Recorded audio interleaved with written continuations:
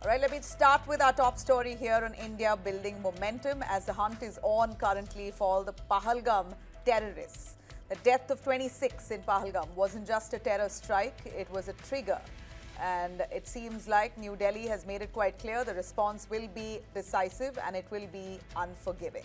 Tonight, the National Investigative Agency, even as I speak, are tightening the noose in Pahalgam areas.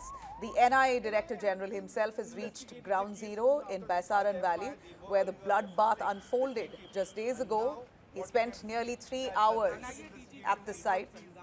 And in fact, the security forces were seen combing through the terrain, inspecting every entry point. Escape routes were thoroughly checked, tracking the footsteps of those killers. High-level briefing has been, at this point, conducted on multiple levels.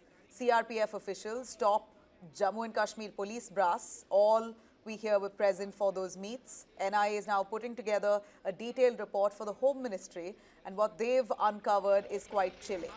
In fact, sources confirm the terrorists were in Baisaran Valley as early as April 15th. That's literally a full week before the attack. These are details that we have on the movements of those terrorists before the attack. What's not settling here is that we hear these men scouted multiple locations before actually picking the Pahalgam meadows. They went through Aru Valley, Betab Valley, even a local amusement park. But we hear they wanted to carry out a large-scale attack and therefore they picked Pahalgam meadows.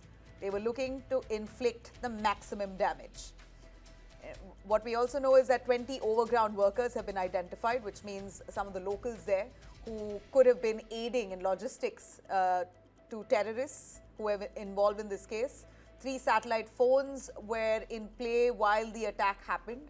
The coordination, the planning, it all points to a deeply embedded network, both local and across the border. India's message, of course, is quite clear. As we see, while India steps up its security measures, they've conveyed it quite clearly that this is the last.